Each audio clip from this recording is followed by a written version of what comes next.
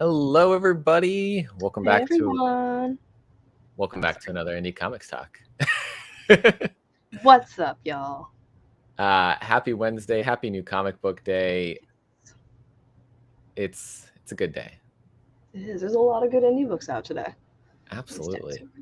And we've got a lot of good indie books to talk about tonight because our guest tonight is the CEO and CCO of Mad Cave Studios, also writer of Battlecats, Honor and Curse, Knights of the Golden Sun, and the newly released Hunt, Kill, Repeat. Also, how did I forget? Wolvenheart. Got to throw that one in there too because it is an amazing series as well. Welcome in, Mark London.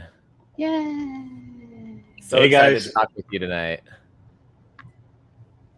I'm the one that is excited. Thank you for having me. Yeah. I love everything that's going on with Mad Cave Studios. The first issue of Hunt, Kill, Repeat as well. Like, such good things going on right now. And one of the things that we always talk to our guests about and kind of figure out how they got to here with everything is, how did you start getting into comics and start becoming a creative person with comics and writing? And it looks like someone from Mad Cave's hanging out in the chat. What's up? This is technically work. These are billable hours, sir. Yes. I love Gio. She's been with us since the beginning. I mean, I owe her so much, and the company owes her so much. So it's great to see Gio pop up there in the little. Yeah. I mean, Mad Cave has a lot of talented people working at it. So it's good to hear that, that the whole company's doing lots of cool things there. No, these are billable hours. Doing research on the community. You're keeping track of what happens during the interview for future reference. Yes. Going back to your question, how I got into comics. I know that a lot of people, they say that they fall into comics because they were reading comics and they love comics.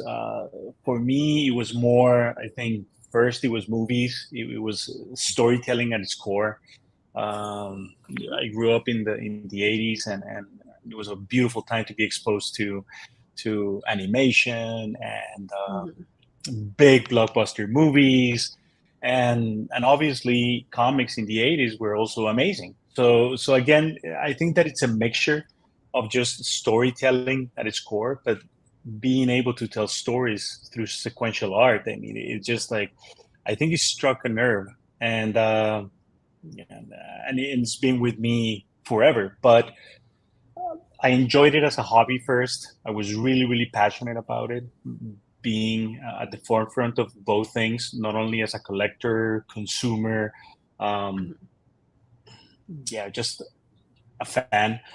But and then life takes its toll, and you kind of do your 9 to 5, and you're doing something else, but it kind of like sticks with you. It kind of sticks with you, and you really, really want to be a part of it until it's an impossible feeling that you can't shake. So I said, what the hell?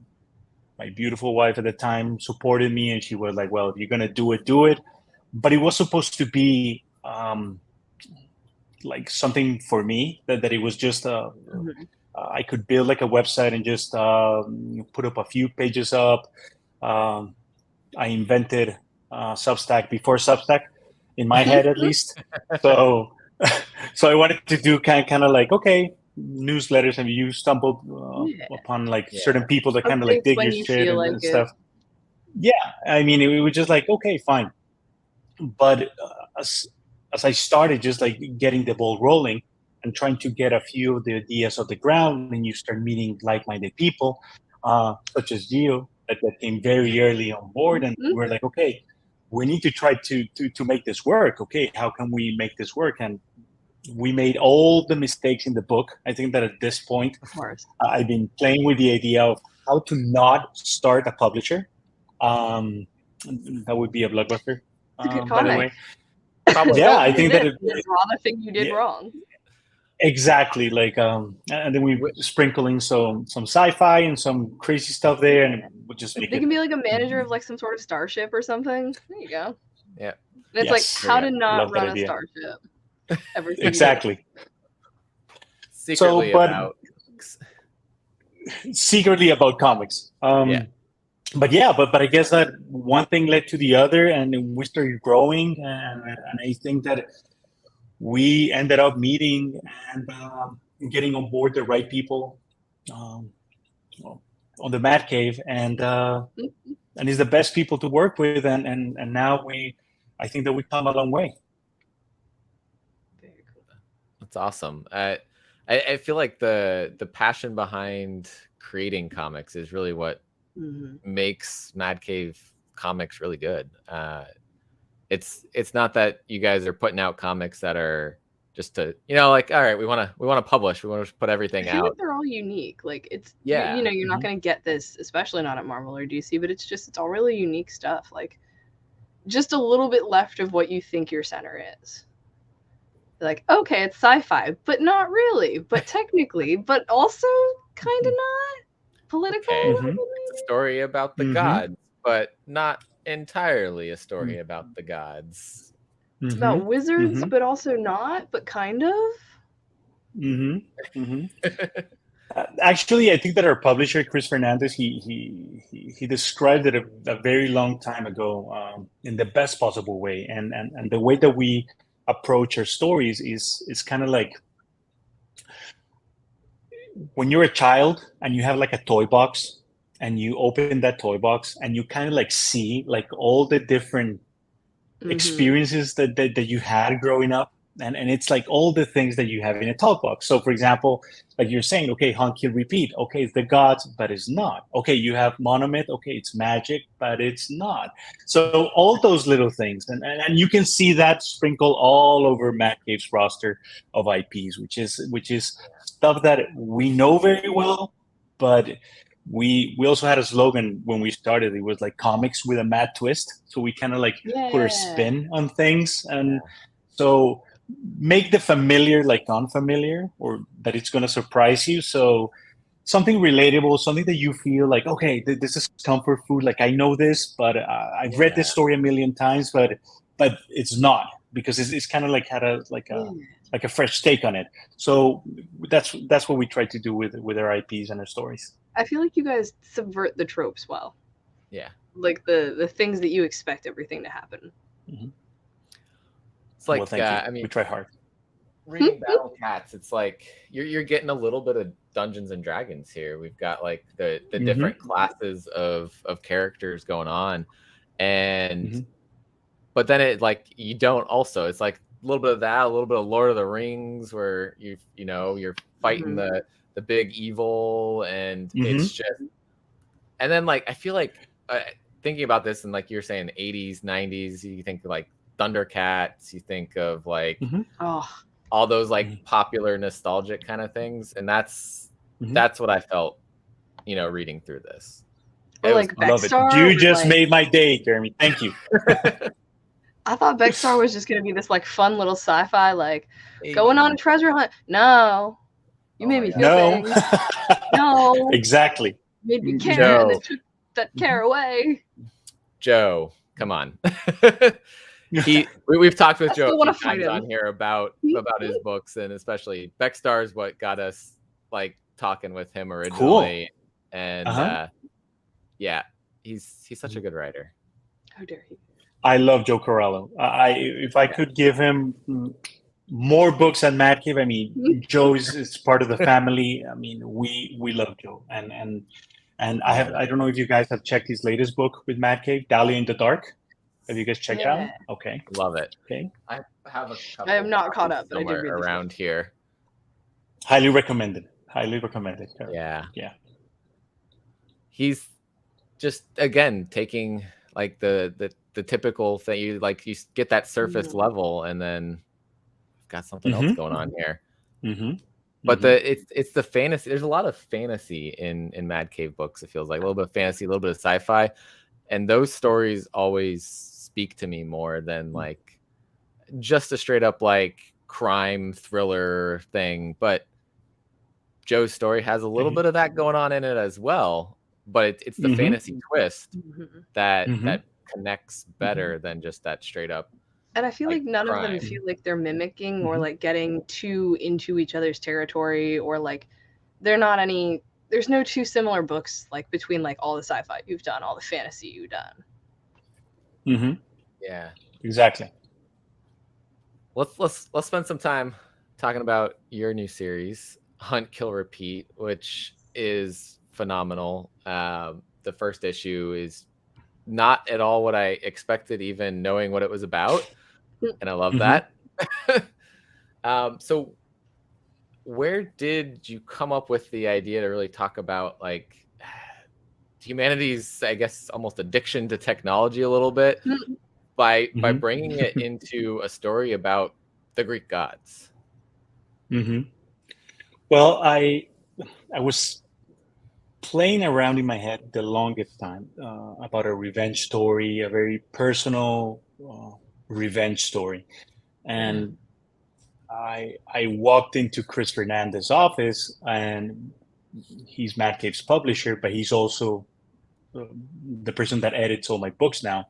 First it was Gio, now it's Chris Fernandez, and I was talking to him, and I kind of like pitched him the idea, and he was like, okay, I can see something here interesting, and then for some reason we got sidetracked, and we started talking about Greek mythology, and again we threw in the gods and how it was a drama and everything, and it was okay, but this is a revenge story, it's a personal revenge story, okay, and then we kind of. I don't know. I kind of left his office, and I was like, okay, but this definitely can work. I mean, if we can just like use the Greek gods and kind of like and tell this revenge story with the Greek gods and their family and why she leaves and what she experiences and all that, and it was like, okay, fine. But we needed, as you're saying, Jerry, we did need a powerful reason of why. Gods are just going to come to Earth just to like, okay, enslave humanity and take over. It had to be like a powerful reason, not just, okay, I'm bored being a god and let's just, We've seen that story a million times where the gods get We've bored seen that story a million humanity. times. Exactly. I just love kind of like she's always been my favorite. Like she was the one I remember learning as a kid, like Greek gods and goddesses, and I was like, her. She's it. Yeah. She's the bad bitch. Yeah. I want to be her. Yeah. I always love to write strong female characters, and I think that she was perfect for the story. And especially a story that you can just like give the gods a reason, like, okay, these mortals they don't see our value anymore. Why? Because they're glued to their phones. Because also their technology is advancing so fast that eventually they're gonna probably try to use it against us. So hey, let's take a stand and let's nip that in the bud before this gets wildly out of hand. Don't let them get too far along in their technological process.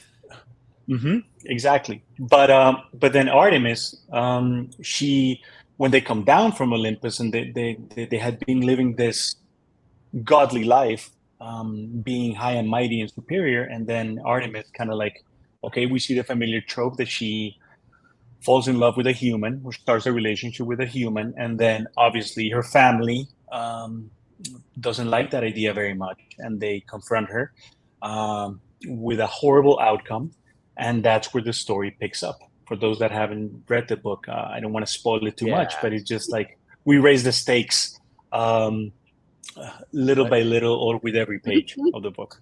Yeah, little by little, but a lot by a lot. Especially that last page we aren't going to talk about what happened there, but that last page really takes it into a whole nother possible layer of revenge that could be coming, and motivation. And I'm excited for what Artemis is going to do when she finds out. She's going to be killing a ton of her family members. Well, for those that haven't read the issue, I mean, you guys have to read it, and yes, your comments will be very, very appreciated. I mean, we have a very, very solid 6 issues for the first arc. Hopefully, And with more. your support, I mean, we will continue the series, but yeah, expect the unexpected, and this is going to be really, really a wild ride. Very cool. With like planning out series like this, like you've got Battlecats that, you know, it seems to be contained volumes, but you know, it's telling a progressing story with that. Do you plot out storylines in that way so you could possibly say, hey, hop on here? Obviously I want you to go read the whole story, but you could hop in a little catch up if you don't keep, you know, read wherever this chapter takes you.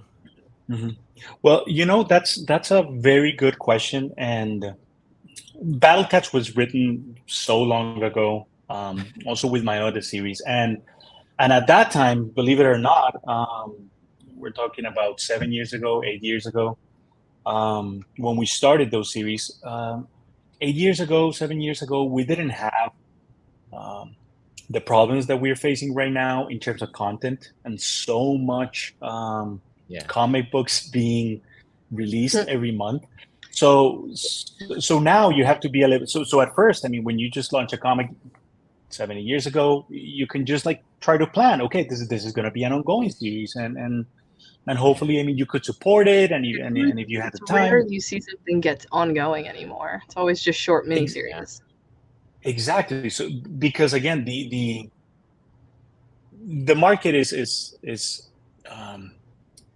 saturated with product, and we, I mean, competing it's very, very hard, and the only way that especially indie publishers and you can get the word around is, well, trying to do rounds with social media, with you guys talking about our books, having us in your channels. I mean, that also helps immensely. But back in the day, you were just thinking, okay, I want to try to tell the best possible story, and you had like you kind of knew, like, okay, a trade paperback is 6 issues, 5 issues. Okay, I'm going to work towards that. And then if it continues, but I've always known that the best stories, they have a beginning, a middle, and an end. So the great stories, I mean, they end. You have to have a definitive ending to the story. So for me, I mean, the sweet spot was 3 volumes. I think that 3 trade paperbacks, it kind of like hits the sweet spot. Nowadays, when you tell somebody, hey, are you watching this show? No, is it good? Yeah, it's amazing. Okay, how many seasons? Oh, 18 seasons, 24 episodes, an hour long. And you're like, no. I mean, it's like, stop talking. No, see, I got lost in Succession, and I have not started back up because I'm like, I know I was at least a season and a half through, and I don't want to have to rewatch all of that. There's a lot. Yeah. It's not fun to rewatch for me. Like exactly. Things like Star Trek. I don't know where I got lost, but I know somewhere in season 2. I can't. I'm intimidated to try to jump into Star Trek. The only thing I've seen of Star Trek is like the recent movies, but there's so much of it that, like, even new series that they keep coming out with, I'm just like, I can't.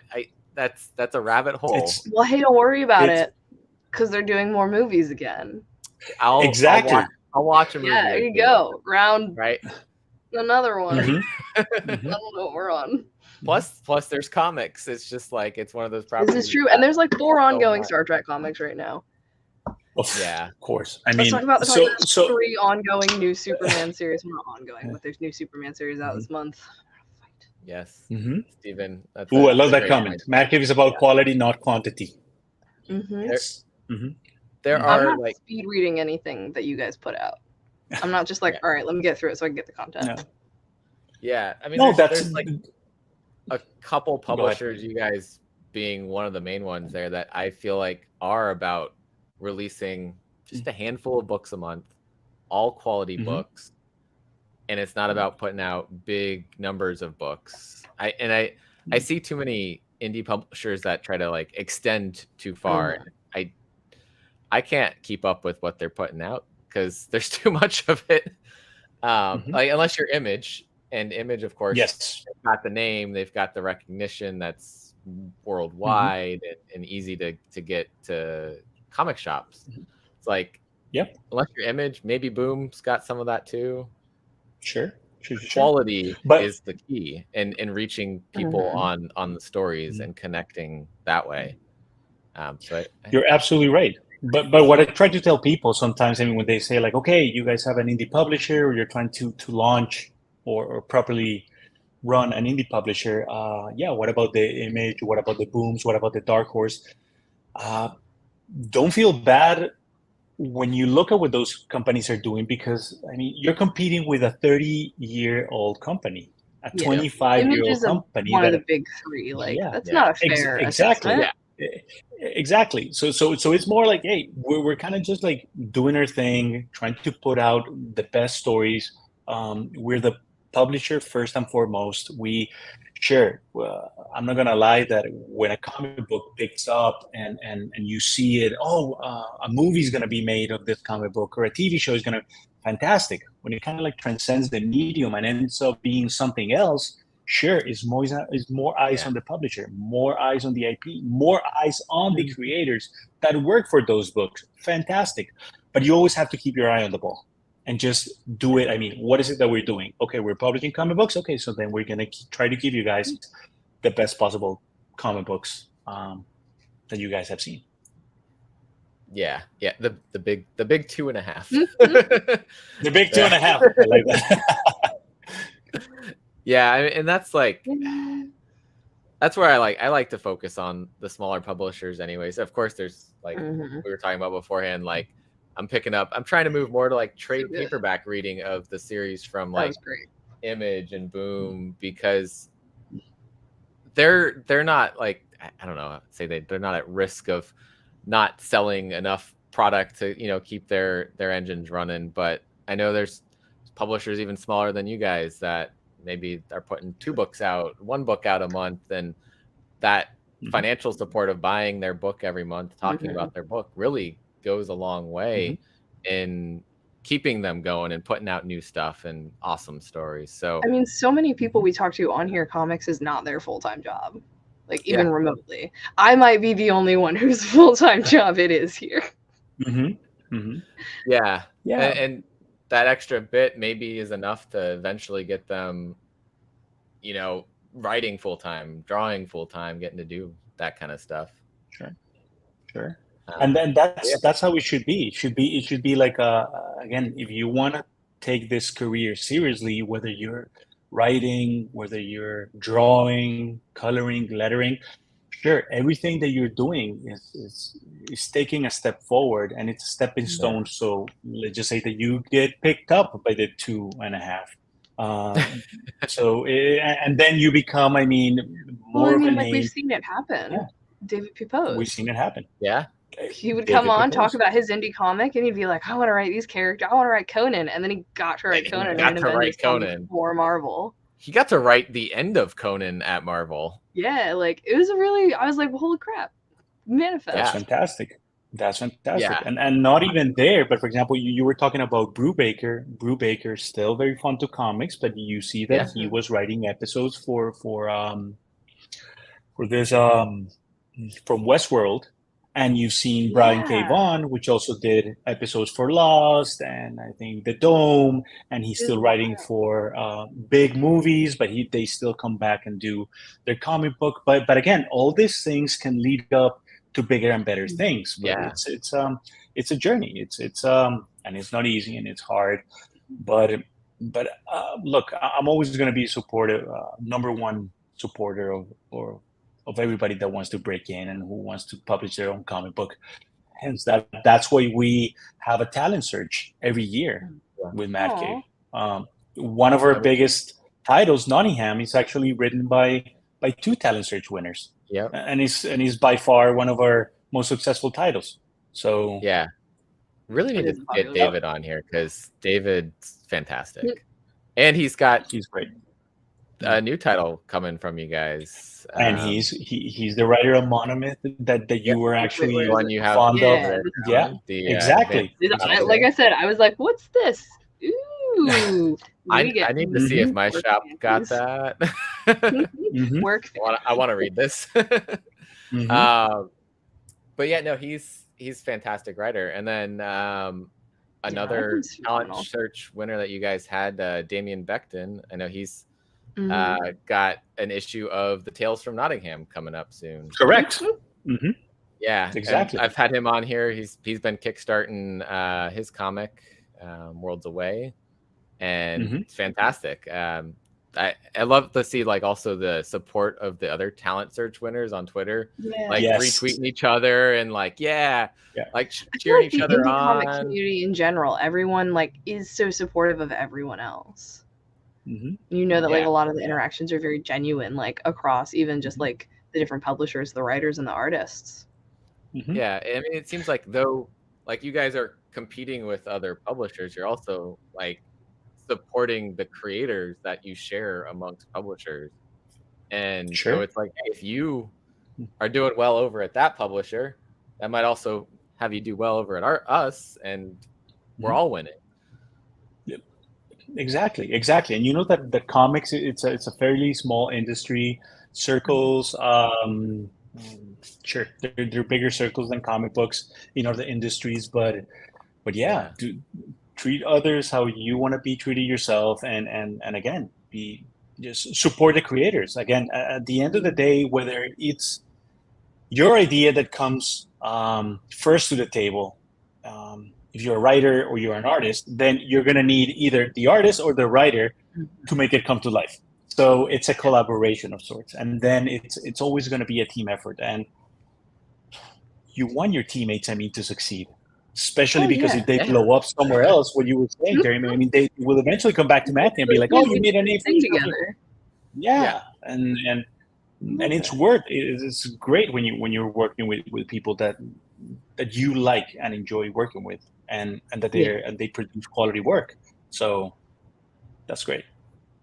I love that. There's also been some recent things, I guess, the last year that I've seen Mad Cave come out on and just say like, hey, like we support our creators, no AI art, the official statement that you guys put out, and I was just like, yes, thank you. I don't know if I saw another publisher do that.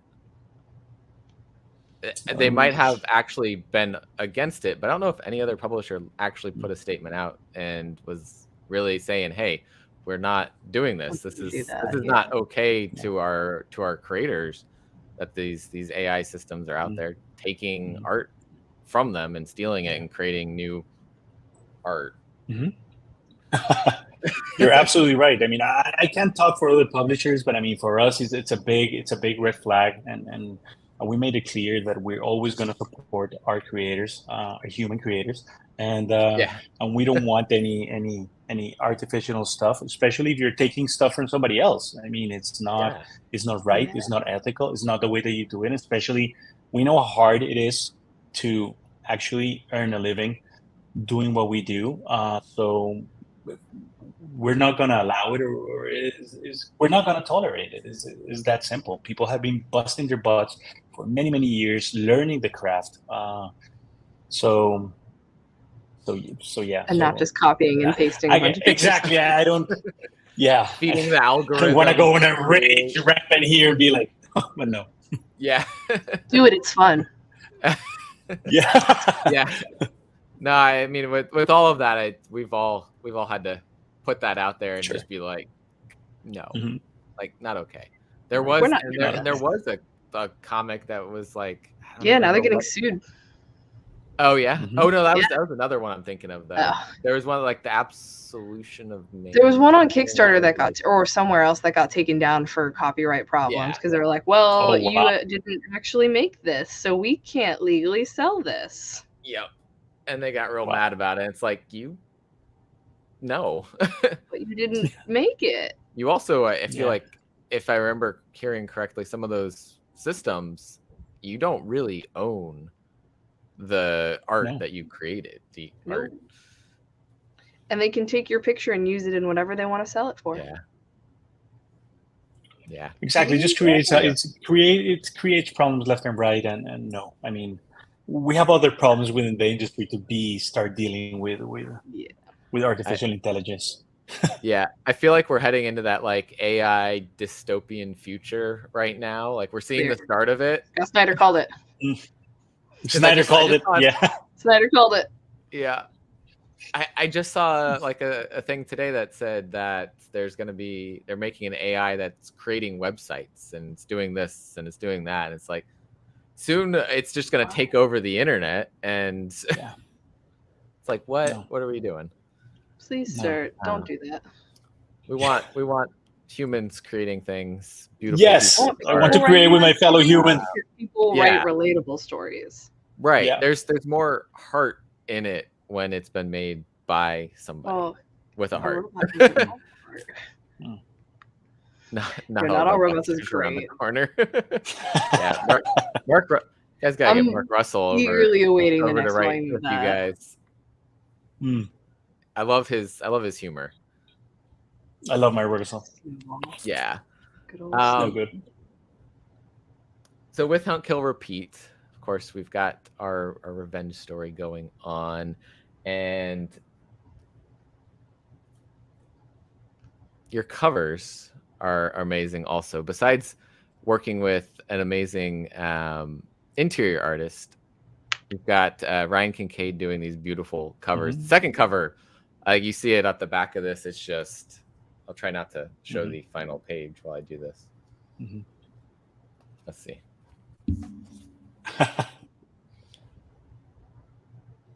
All right, there we go. There you go. Just like you said, you like creating, powerful female lead characters, and like I feel like Ryan Kincaid's art showcases that so well on the covers. So it's like transitioning from talking about working with creators. How did you guys connect with Ryan Kincaid and start working on that? That was actually Mark Irwin, our vice president of business relations. Okay. Mark, he's been around for like 30 years in the industry. He knows everybody. So with Chris, we were like, okay, listen, we do need powerful cover artists on the series. What do you recommend, Mark? And Mark was like, I'm on it. Don't worry about it. I'm gonna blow your socks off. I mean, and then he basically just was like, hey, here's we got the sketch from Brian, and we were like, hey, you guys like it? And we were like, can he do all of them? Yeah, this is great. Please, sir, may we have some more? Yes, may we have some more, sir? And it's fantastic. But it was thanks to Mark Irwin that we got Ryan on the covers, and also on the inker on the series is Mark Deering, which is amazing. Well, Margaret, she's also doing the cover B. Yeah, it's also very, very nice.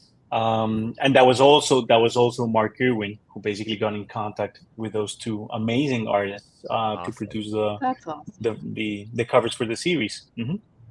So he's the person you go to then within Mad Cave when you're like, we need somebody on this project as an additional cover or additional something. And he's like, I got you. Yeah. Gets out his little Rolodex artists. Exactly. Like always, guys, it's he's like, go away. I have things to do. Honestly, I really hope he has a Rolodex now. Or at least a little button you can click that makes it. Or, you know what? Actually, Mark here, when he's pretty old school, it wouldn't surprise me he still has his Rolodex. I don't know. It's like, I don't got know. the whole contact list in his phone, but he's like, no, going to the Rolodex. No, going to a Rolodex. It's even more imposing. Imagine somebody sitting at a desk and you ask him for a favor instead of just to update it every time they get a new phone number. Yeah. Yeah, exactly. You see like all scribbles and all this stuff, and you can see the age. There's like new ones stapled on top. Giant Rolodex sitting on the desk because he knows everybody. So I guess that Mark Irwin is a Rolodex for Mad Cave. I don't know. That's awesome. Now you know what to get him for Christmas. I Yeah. now know what to get for Christmas. Thank you, Caroline. Yes. Mhm. That's no, like that goes back to how we started talking about things with Mad Cave. Is just you've got really good people in the company that are helping to put all these projects together and create everything that you guys are doing, which is awesome. Yeah, I think that Mad Cave does have a pretty solid team. I've always said it. I mean, I think that we have the best team in the industry because they ooze passion with everything. I mean, they do. Working with them is a joy. Yeah, no BS when it comes to just dealing with creators, bringing their A game. And we're seeing it. We're seeing it in the books that are coming out. And if you guys have been surprised, but the latest releases, I mean, wait till you see what we have planned for the rest of the year. That one, for example, coming this month, one of my favorite. It's coming this month, correct? Stefano, last week of March. So good. Like I've been following his art. He's worked with a writer that we've had on a few times, Jonathan Hedrick, on some really like more like one shots that they like to do together. And then I saw he was putting this out with you guys, and I said, "Wait, hold up." Yes, 100%. Yes, fantastic. It's beautiful. It's very relevant to climate crisis going on across the globe right now. And then my shop had gotten also the the coffee. Okay. Yeah, the Comics on Coffee that you guys sent out as like a promo thing. I loved it. I don't have an actual coffee maker, but no, just save it. Just save it. Yeah. It's more for the item. Actually, it reminds me. I have your scroll here. Oh, the scroll. Okay, Sue send you a scroll. Nice, cool. Yeah, my shop will like Idris, the manager at the shop. She will keep some of the things if it's like she's like I gotta have this, like the dice from the last session. She held on to those. Okay. Then, like, so jealous. She knew these were ones that I was really excited about, and yeah, that's cool. It's so cool. Yeah. Again, our marketing team, brilliant. Alison Marie Pond and Maya V, and the whole team. Really, the whole team. The design team is just fantastic. They come with all crazy ideas just to try to promote the comic books. So expect more of those crazy things coming your way, guys. Those are fun. Yeah. I'm always like, hey, did you guys get anything else in from Mad Cave recently? She's like, maybe. But yeah, that's how I ended up with this, and I got to read it. Very cool. Put out a review for it. It's phenomenal. Set that back there. But yeah, also, I mean, one of the ones that I was really like, man, this is awesome was you got Colin Bunn writing Legacy of Violence. A Legacy of Violence. Correct. When it was announced and it was announced as a 12-issue series, I was like, what? Like, I'm used to like you said, you guys doing like the 5-6 issue miniseries type of thing. And it was Colin Bunn, so you're like, we're all in on Colin Bunn. 12 issues. Just phenomenal series so far. Andrea Moody's artwork on that, fantastic. Like, I feel like he was just made for horror. Just his style. He does it well and consistently. It's like when last night I'm always like, wait, it's not horror? What? Colin Bunn, it's not horror? What? Yeah. Colin just released another book and it was not horror, and I was like, Colin? Are you okay, sir? Is somebody holding you hostage? You're right. Someone's writing under his name. No. But it is cool to see that, see writers take a step out of the usual genre. Although I don't know if you have necessarily a usual genre in your writing from Battlecats, Honor and Curse, Wolvenheart. I guess we're trending towards fantasy. Yeah. But you touch a lot of different things with your writing. Setting light. you have like a thematically preference different. of what like genre you like to write in, or you just say wherever the story takes me? Whatever floats your boat at the moment. Yeah, sometimes it's depends where the story takes me. Again, there's some things that I'm really passionate about. So of course I feel more comfortable when I take those characters, those themes, or those genres for inspiration. But I think that at its core, it's more widescreen stories, bombastic stories, something that really like, okay, where's the epicness? I mean, of this series, or how can you make it a little bit more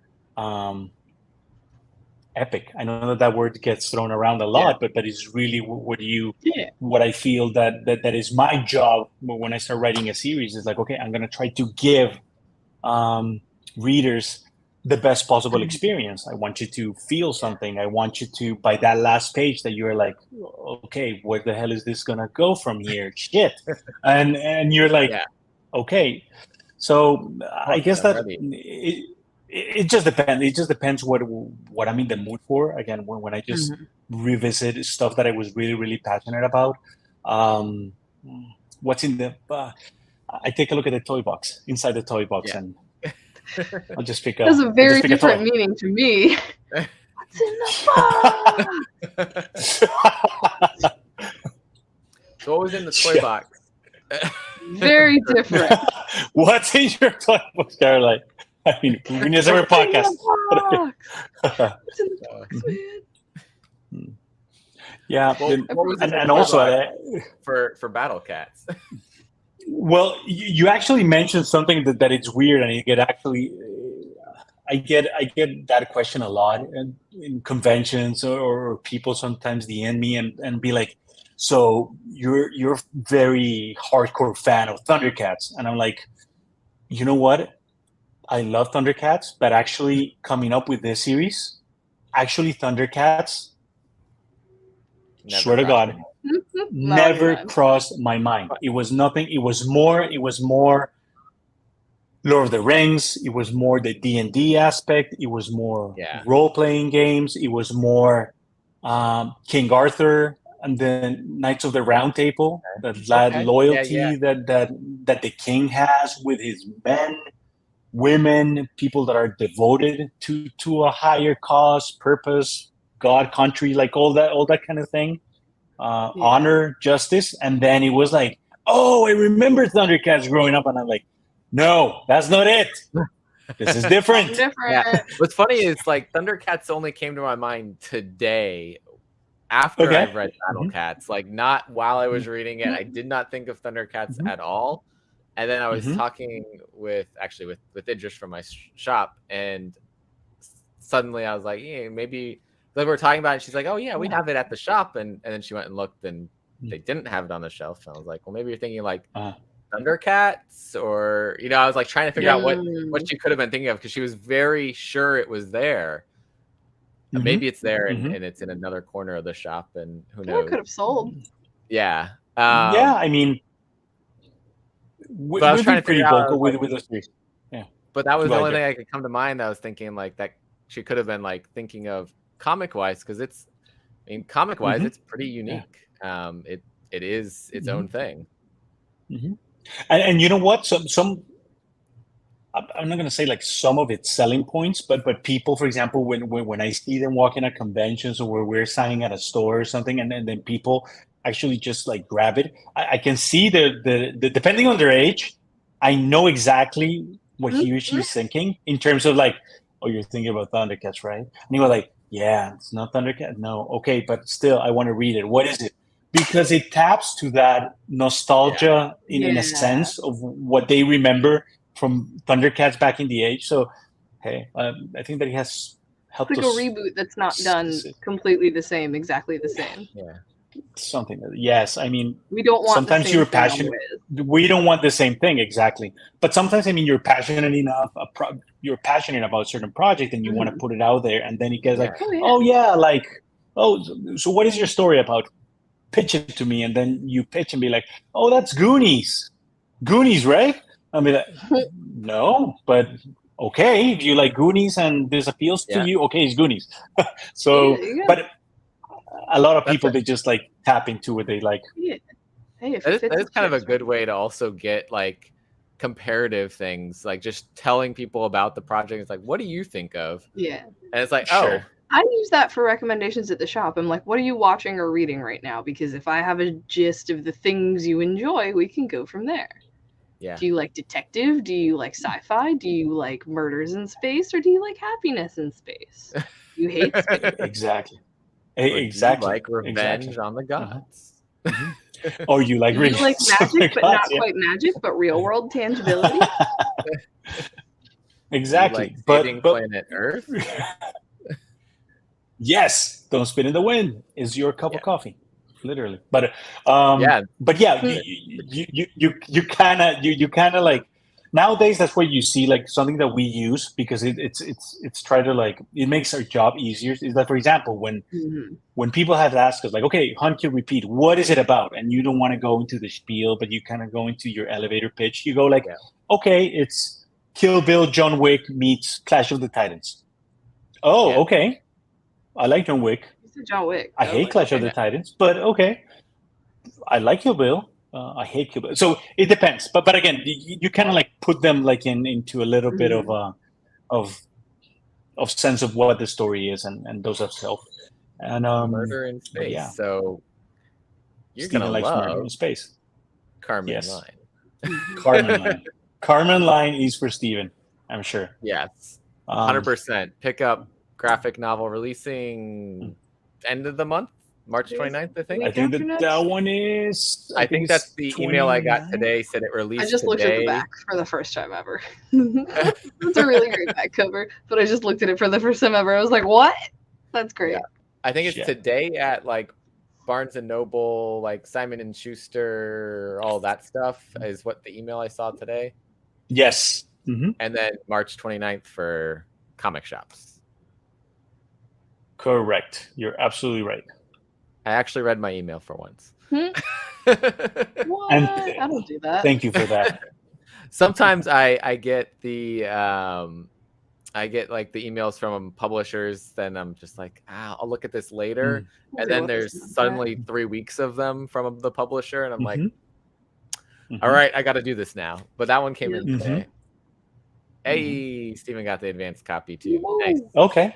Advanced reader. So yeah, that's like the first issue That's the of work there. from the graphic novel. I'd say probably. Mm-hmm. So definitely pick that up, Steven. Mhm. With, like you said, with Mad Cave, you guys got a lot of projects coming up. Anything you can tease without announcing or saying who involved? Because I know you guys have to announce through certain outlets. Sure. No, but I mean, I think that we have covered a few that haven't that are coming fairly soon, which is Don't Spit in the Wind. That's going to be a hell of a title. Highly recommended. Monomyth is also going to be fantastic by David Hassan, the writer, and Celia Labovo. We also have something. I don't know if you saw this one. Exorcists Never Die. Yes. By Stephen Orlando. I was like, I know I have and another Sebastian one. Priest. There we go. Yes, you have a copy. Okay, that's also coming soon. Yes, Exorcists Never Die. I was like, That's I know by there's another that I Steve can't think Orlando. of. I knew there I was found one this you've one. I gotten. found mine. They were all in a Yeah. different place. You found it I just perfect. Yes. So And for then those Yeah, no, three all- titles, All of the upcoming There we announced go. ones all look amazing. I don't know. I feel like every time I see Mad Cave putting something out, it's going on the pull list. It's always good. and we love you for that. Thank you. And with where you are writing, I know right now, of course, we've got Hunt Kill Repeat. Are you thinking about other stories while working on that? What's your creative process? Do you try to focus on one story at a time, or do you have 20 stories running around in your head and you like, all right, I got to write this down now and start writing this story while I'm thinking about it? Always 20 stories running around. Yeah, because and actually Gio she actually wrote something in the comment section, which she's absolutely right. The thing is that yes, I'm addicted to world building.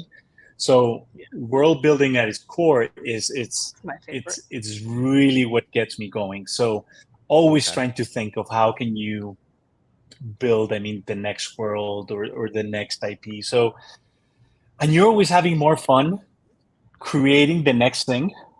So you kind of like create the next thing. You're writing, and then you're thinking about the next thing, and you're like Yeah. kind of like obsessing about that. Yeah. So it never stops. You daydream a lot, dangerous, Yeah. but yeah, but it works when you're trying to get everything organized.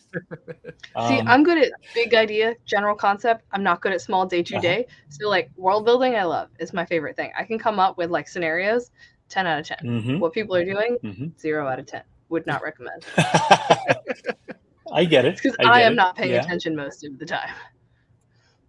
That tracks. But you're right.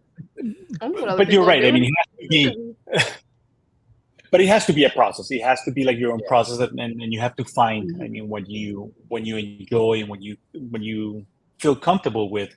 I learned later, which I wish I learned sooner, which is that there's a formula to this stuff, and you have to be focused and organized. And sometimes it's like, I'm just gonna sit down and write for the fun of it and see what comes down the pipeline, and yay, then you're just shooting yourself in the foot, literally. Yeah. Literally. 0 out of 10. Would not recommend. No, it's not recommended. Yeah. That is going in the book of how not to start a comic book publisher. Don't shoot yourself in the foot, literally. Never. No. Do not. That's a life recommendation. Exactly. Oh man, no, that's. I mean, it's always good to know like how writers are thinking and creating things. I feel like everyone says something a little bit different, but I know everyone always has those 20 ideas floating around in their head, and it's like, how do you get them out in a productive way? Like you said, how do you get it in a almost formulaic way to put things out efficiently and to create and keep the company side of things going? Because you're juggling the writing and you don't want to overwhelm fans either. Right. And since you are, CEO of Mad Cave, CCO also, just it's fun. Chief Creative Officer. I love that title. You have to balance putting your own stuff out with putting out the stuff of other creators. So is that working with Chris really on the publishing side of things and saying, do you want my title right now, or or is it like he's analyzing what else is out there on the market and trying to decide, is this the right time to release this title? Yes. So sometimes, believe me, I have multiple hats within the company, as you said. But yeah, sometimes I might have ideas that they get shut down because they're not good, and because the timing is not right, and what also a lot of people don't know within the comic book industry or the way that comic books are made is that this really takes a very long time to make. I mean, we've been talking about Hunky Repeat for 2 years, years now, and even Francesco, which is the artist, he's just starting issue 6 right now. But look, we already released issue 1. I just wrapped the finishing touches on the script for issue 6 before I jumped on this fine podcast. So it does take a very long time. So a lot of the things, they were cooler 2 years ago, or more relevant 2 years ago, but now it kind of like, so you kind of try to just like guess to the best of your ability. Okay, how is this book going to react, or how is it going to be received within the market? And it's hard, but we do try to plan ahead. Because of COVID, for us at least, it was a good opportunity of keep just pushing forward, no pencils down nonsense, and we were able to basically just get all our books up and running, and then we have a healthy, stable book still 2025. Yeah. So at least that put us in a very healthy, comfortable position. Something good came out of a bad situation. And so sometimes, I mean, you're planned. Go ahead.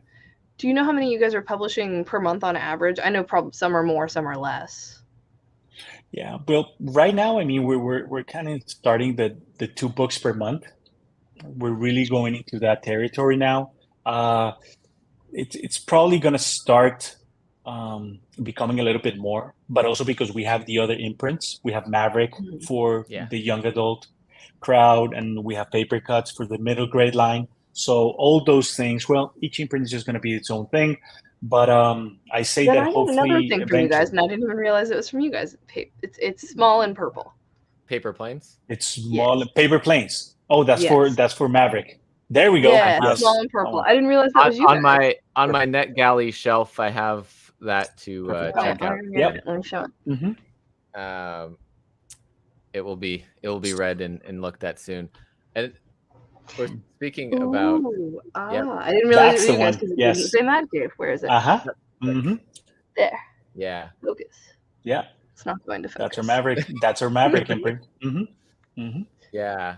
And then that we're talking about things that probably had a little COVID delay and things. We talked to the 2 creators of an upcoming graphic novel separately at times, and they're like, "We got another project coming soon. We can't talk about it." And then it got announced very recently, and that's Mariko Between Worlds. Between Worlds. Matthew Ehrman. And Liana Kangas. Yeah. We both love both of I'm just like, works. can I just have this? I'm making and them together is just one of those like recipes for this is going to be really good. Yes. 2 of my favorite people in comics. Yes. The thing is that Mariko Between Worlds is an OGN. So that's why it kind of like, I mean, those 2 were really, really hard at work. And that was kind of like, it hit when we were at I think at its peak of COVID, and those guys were just working. I'm very excited to talk about it. Yeah. It's really, really well made. You guys are gonna have a blast. I mean, I love her that's art. why I feel confident. Liana is easily one of my favorite Steven, artists. if you like Murder in Space and you're not reading Note Your Station with Liana's on it, go pick that issue up. It's so good. It's Murder in Space of billionaires. Suck it, space billionaires. Yep. Yeah, no, I both of them are like immediate pickups for me. If he's writing it, I'm like, all right, I'm gonna read this. If she's art, I'm like, okay, I need that. Yeah. We get this variant instead of the A cover. This is fine. Yep. And then it's like, wait, hold on, you guys are working on a project together? Sign me up.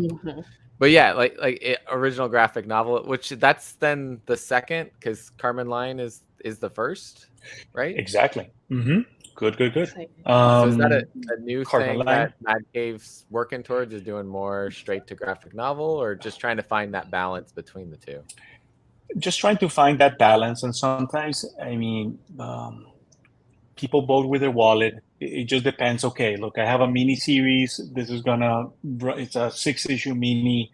It's gonna run for 6 months. Or we have Mariko Between Worlds, or we have the Carmen Line. Here you go. Yeah. Here's your fix. Okay, I want it now. I want the whole story. So I think that it's just. There are some times where I'm like that. Yeah. It's like, I mean, it's the whole thing. No, exactly. So I think that it's just another product within our portfolio of how you're like really enjoying the content that we're pulling out, and and we'll see. We have more books planned for that along those lines, which they're going to be OGNs awesome. in the Mad Cave space. So again, expect more of that format in the upcoming months. Awesome.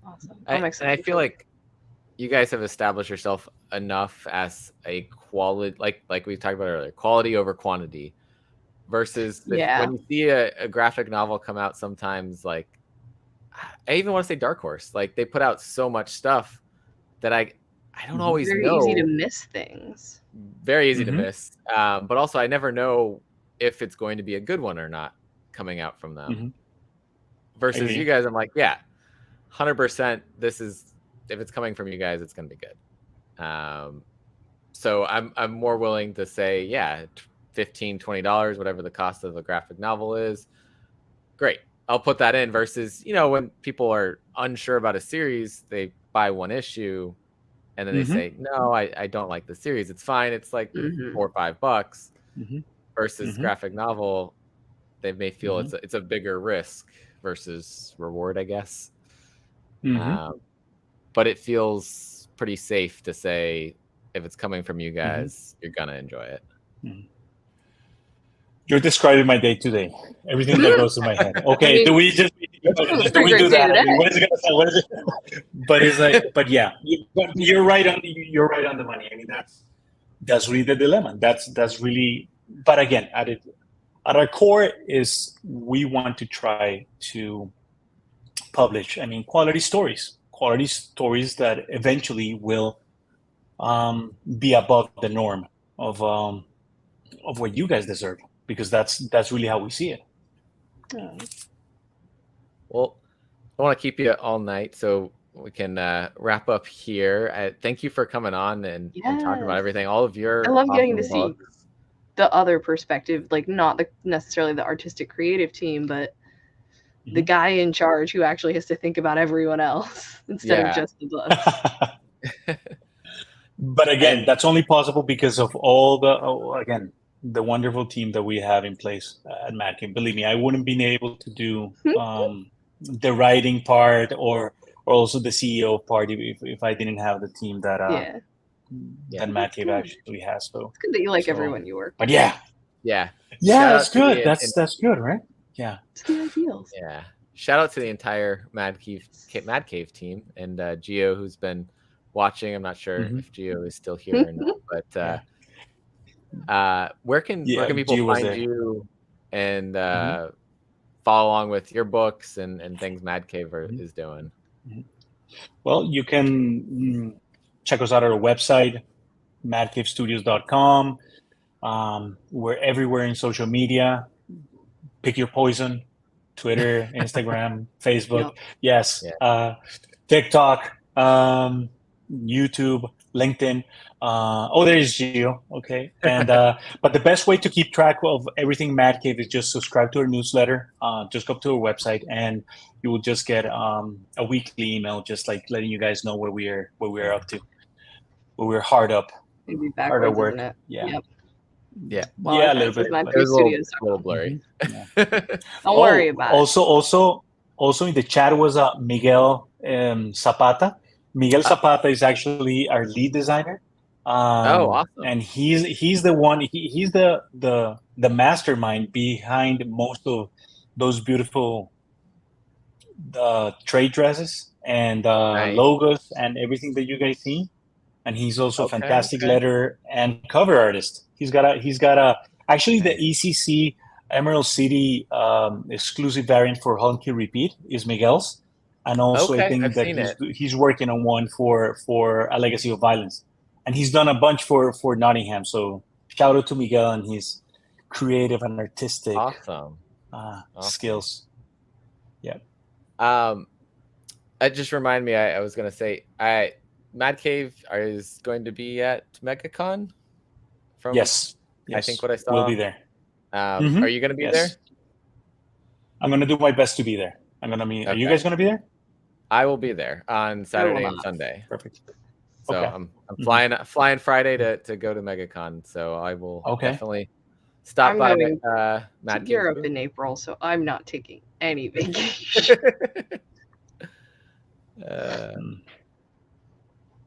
Yes. Yeah, that's what you do, right? And that's yeah, check out all of that stuff over there. It's like first issues, if I remember correctly, right?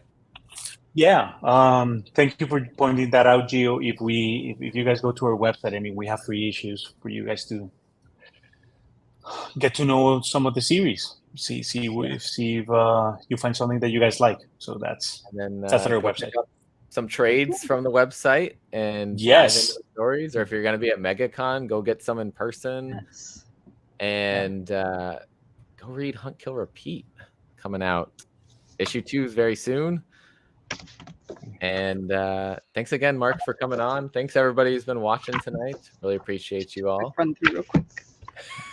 No, thank you so As much, guys. Caroline does a quick You have a show full off stack of there. everything. Oh, the employee swag. I guess I have to show off this one. You don't have that Go one. get them all. Yes. Flag out. Don't Go spin pick the up, wind. pick up the upcoming titles. They're all amazing. Where is it? And You Promised Me Comics approved, I would say. Mm-hmm. Mm-hmm. Would recommend. Absolutely. Yes. All right. Thanks again. Have a nice night, everybody. Bye, everyone. Thank you, guys. Bye-bye.